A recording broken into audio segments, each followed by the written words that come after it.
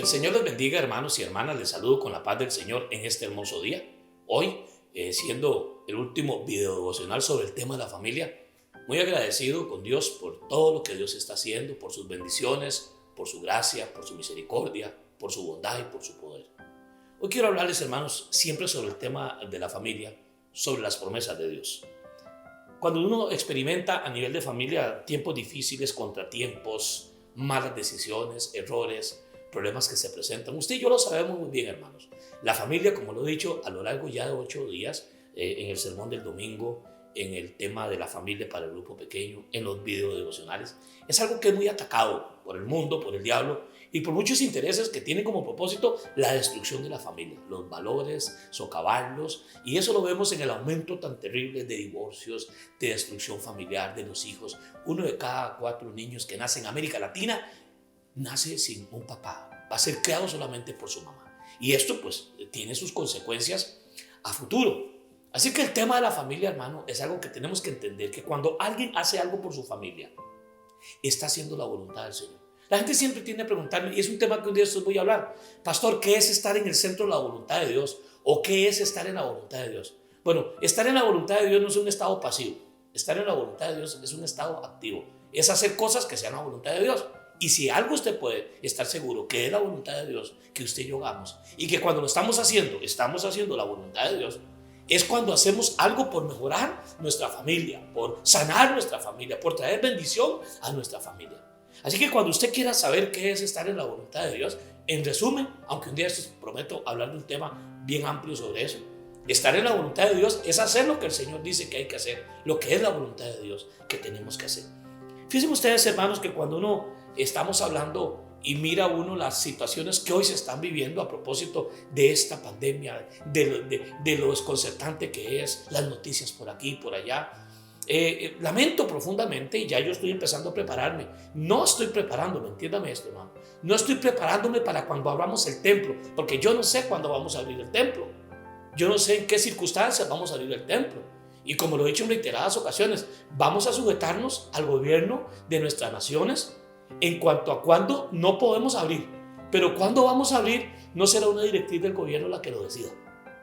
Ellos tienen poder y autoridad para decidir cuándo cerrar, pero cuándo abrir será algo que tendremos que hacer, y tenemos que tomar esa responsabilidad los líderes, los que dirigimos la iglesia, en este caso nuestra amada iglesia Lirio Los Valles en Alajuela, Costa Rica. Pero yo no estoy pensando en qué voy a hacer cuando volvamos a abrir, ya que a mí eso me tiene sin cuidado, porque yo sé lo que vamos a tener que hacer cuando vamos a abrir, porque la iglesia es del Señor y Dios nos va a guiar a hacerla. Yo estoy ahorita haciendo algo y no tengo pensamiento, porque realmente estar pensando en que voy a empezar a hacer cosas cuando abran, voy a planear a cuando abran. No, es que yo tengo que estar haciendo lo que tengo que hacer hoy, porque abran o no abran, o cuánto tiempo se dure. Mire, esto puede durar a mayo del otro año, puede durar a diciembre de este año, no lo sé. La iglesia del Señor tiene que seguir predicando, caminando, haciendo la misión, enseñando, discipulando, predicando, animando, orando, intercediendo, ayudar a los necesitados conforme a las medidas de nuestras posibilidades. Así que la vida de la iglesia, hermano, entiéndeme, la vida de la iglesia nunca debió interrumpirse por el COVID ni porque se cerrara el templo, porque la iglesia somos nosotros. Y igual que la iglesia está siendo azotada, las familias están siendo azotadas. ¿Recuerdan que les dije en Éxodo 23 que dice: no tendrás dioses ajenos delante de mí? No tendrás a ningún Dios aparte de mí. Es que, mis queridos hermanos, cuando uno ve lo que está pasando, posiblemente empezamos a poner la mirada en otras cosas. Estamos poniendo la mirada y enfocarnos de manera equivocada en personas o en lugares. No podemos fijar nuestra atención en cosas que nos pueden ser quitadas, que incluso ya nos están siendo quitadas. No podríamos hacerlo. Escucho esto, hermano, cuando todo se desmorona en la familia, cuando empezamos a sentir que las cosas que tanto confianza teníamos empiezan a desmoronarse y dejan de ser confiables, la familia suya, la familia mía, necesita apropiarse y apoyarse en las benditas y eternas promesas que Dios le ha hecho a sus hijos y a sus hijas. Voy a leerles un texto precioso que aparece en Josué 21:45, la Nueva Traducción Viviente. Dice: ni una sola de todas las buenas promesas que el Señor le había hecho a la familia de Israel quedó sin cumplirse. Subraye: ni una sola de las promesas. Me encanta esto. Ni una sola de las buenas promesas que Dios le había hecho, y me encanta ese término, a la familia de Israel quedó sin cumplirse. Todo lo que él había dicho se hizo realidad. Cuando hablamos de personalizar la palabra, ¿usted me permitiría parafrasear este verso utilizando algunos apellidos de familia? Podríamos decir entonces, ni una sola de todas las buenas promesas que el Señor le había hecho a la familia Campos Rodríguez, ni una sola de las buenas promesas que Dios le había hecho a la familia Camacho, ni una sola de las buenas promesas que Dios le había hecho a la familia Gómez, ni una sola promesa de las que Dios le había hecho a la familia González. Lea este verso conmigo, voy a guiarlo y repítalo conmigo y diga: ni una sola de las buenas promesas que el Señor había hecho a mi familia, y ponga su apellido de familia. Ni una sola de las buenas promesas que Dios le hizo a mi familia, en este caso era Israel, pero yo puedo personalizar la Biblia, es ponerla en primera persona para mí. Todas las cumplió, ni una sola de ellas se quedó sin cumplirse. Hermanos amados, cuando empezamos a ver que las cosas se desmoronan, la economía se desmorona, la salud emocional se desmorona, la salud física también, empezamos a sentir que los trabajos es una situación muy difícil. Ninguno de nosotros la había vivido nunca de esta manera. Pero quiero, hermanos, que por un momento tenemos que preguntarnos en quién estoy fijando mi mirada, en qué o en quién me estoy enfocando. Recuerden el texto que les hablé toda la semana: no tendrás dioses ajenos delante de mí, no pondrás a ningún otro aparte de mí. Hablamos de poner a Dios en primer lugar. Y escuche, mi querido hermano, no podemos nosotros pensar y enfocarnos en nuestra cuenta bancaria, porque de repente, si usted empieza a mirar ahora los estados de cuenta, han visto que han ido bajando. Ya algunas personas están gastando las reservas de un ahorro que tenían por año, porque la situación está muy difícil. Hay un grupo importante de gente que sí, todo está igual. Incluso dicen las encuestas y los estudios que hay gente que más bien se le mejoró la situación, depende del negocio que tenía o el trabajo que tenía.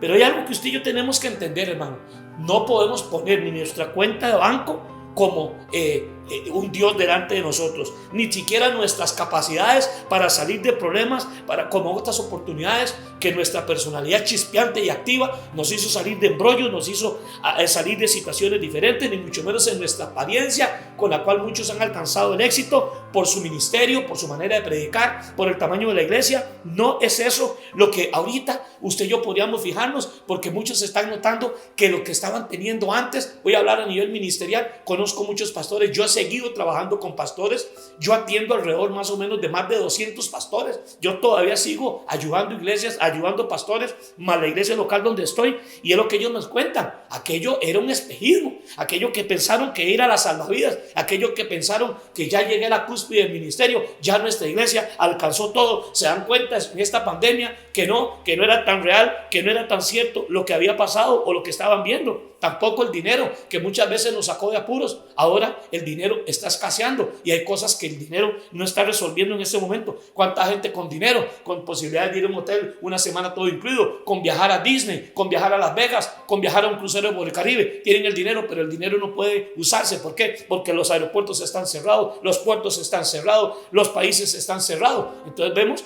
que tampoco el dinero va a ser nuestra tabla de salvavidas. Hay una frase muy linda, y empiezo a terminar, que es del apóstol Pablo en el libro de los Hechos, capítulo 27 al 44. Estoy hablando del naufragio. Lea todo el capítulo 27 de Hechos, pero vea el versículo 44 lo que dice. Vea qué increíble lo que dice el apóstol Pablo. Dice en su naufragio, en 27-25, dice él: por tanto, señores, anímense, porque tengo confianza en Dios y estoy seguro de que las cosas sucederán como el ángel me dijo. Estoy leyendo la versión Dios habla hoy. Señores, anímense, porque tengo una gran confianza en Dios y estoy seguro de que las cosas sucederán como el ángel me dijo. Pablo está teniendo su confianza no en el capitán del barco, tampoco en el barco. Pablo no está pensando en los marineros, ni tampoco en él. Él dice: porque tengo confianza en Dios. Estoy confiando en Dios y voy a estar seguro de que las cosas van a suceder como el ángel me lo dijo anoche.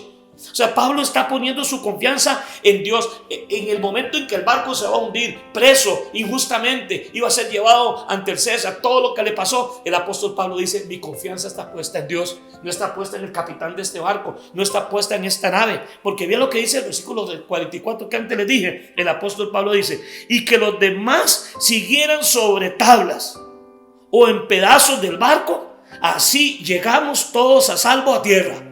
que fue cuando llega a la isla de Malta. El barco se despedazó, al final el barco se hundió, tuvieron que tirarse al agua, ir nadando y llegar a la isla de Malta, donde a Pablo lo muerde una serpiente venenosa y Dios hizo el milagro y no se murió. El líder de la tribu de ese sitio lo vio, pensó que era un dios. Pablo fue allá, oró por la gente, la esposa se sanó, la mujer se sanó y hubo un avivamiento en la isla de Malta.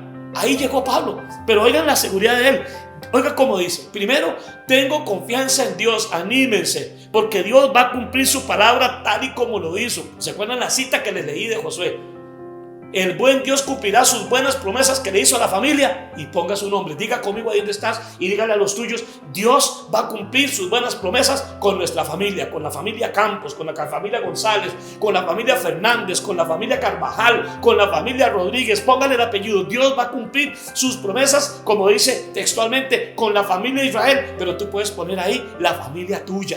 Dios las va a cumplir. Y al final se cumplió lo que dice la palabra. Dice: algunos llegamos, dice, agarrados sobre tablas o a un pedazo de un barco nos aferramos, pero todos llegamos a salvo a tierra, porque esa fue la promesa que Dios le dio a Pablo. Pablo, esto no va para bien, este barco se va a hundir, pero ninguna persona de este barco se va a ahogar.